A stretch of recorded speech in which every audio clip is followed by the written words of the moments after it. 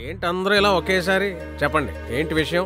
ఇన్నాళ్ళు మీ తాతగారి తర్వాత మీ మేనమామ దేవుడికి వస్త్రాలు సమర్పించేవారు. ఇప్పుడు ఆ బాధ్యత మీరు తీసుకుంటే బాగుంటుందని మా అందరి అభిప్రాయం.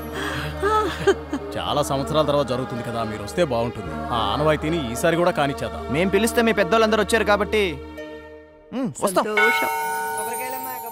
బాబు, మీరు ఇప్పుడు ఇక్కడ పంచాయతీ పెట్టి తీర్పు చెప్పాలి బాబు. గుర్తునే అనుకో. చేసేద్దాం. తాతగారు చేసినట్లయితే మనము చేసేద్దాం. ఏంటి చేసేది? అదేంటది పంచ జూరీ వెర్డిక్ట్. బాబు ఇప్పుడు ఏం చేయాలో నాకు తెలుసు. అది కదా నేను అన్నది, ఎండగా ఉంది గొడుగు కిందకి వస్తావని. నువ్వే రావచ్చుగా. నమస్కారం బాబు. ఇప్పుడు చెప్పు. మా అయ్య పోతూ పోతూ ఎకరం పొలం ఇచ్చినాడయ్యా. ఆ ఎకరం నేనే పండించుకుంటున్నా. పొలం నేను చూసుకుంటా, నువ్వు వేరే పని చూసుకోమని తమ్ముడికి నేను చెప్పి చూశానయ్యా.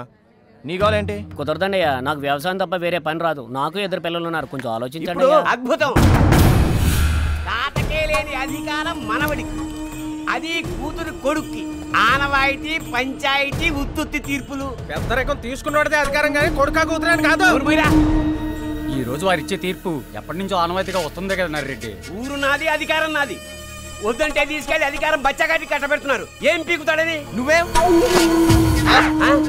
మా తాత ఇచ్చిన ఎకరాలు మింగేయడమేగా. కరెంట్ లేని ఊరు, నీరు లేని బోరు, సీలింగ్ లేని స్కూళ్ళు, రోడ్డు మీద తిరిగే పిల్లలు. అయ్యో, వాటిని రోడ్ అని కూడా అంటారా?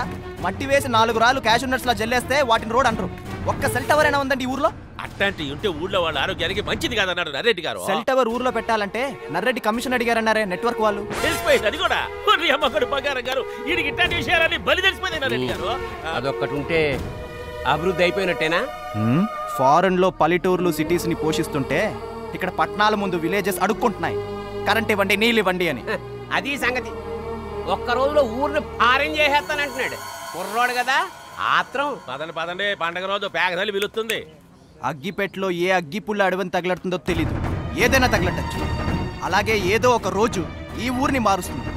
కానీ అలాంటి రోజు నీలాంటి వాడు ఉండగా మాత్రం రాదు, ఇది గ్యారంటీ. ఏంట్రా మార్పు? ఏంటి వచ్చేది మార్పు? మార్పు ఎంత కష్టమో, మార్పు ఎంత నొప్పో నీకేం తెలుసు? తీసుకోరా, దత్తత తీసుకో. ఈ ఊరిని తీసుకోరా. తీసుకుంటా. అసలు 4 రోజులు పోయేవాడి నీకెదు నీకు అలా సిటీలో ఏసీలో కూర్చొని బ్యాగ్ ఆడుకోక. అడుగుతున్నాడుగా, ఇవ్వు. విలేజ్ రా అతను అడుగుతున్నాడు కాబట్టి ఇవ్వటం మన ధర్మం. తీసుకుంటానంటున్నాడుగా, ఇవ్వండి. ఏది పడితే నిత్తే కౌంటు పడుతుంది.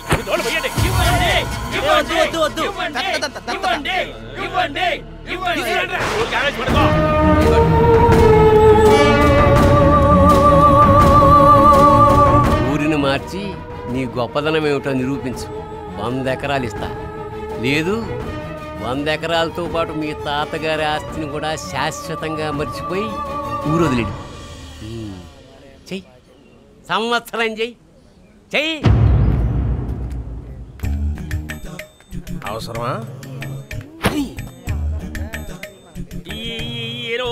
పడ్డావుగా, ఇక నీ ఆట కాదు పడదాం. కౌంటే నరెడ్డి గారు పేక మాత్రం చేతిలో పెట్టావు. ఇక మనకు చెక్కలు తెప్పించయ్యా. రామ రామ రామ పరాత్పర.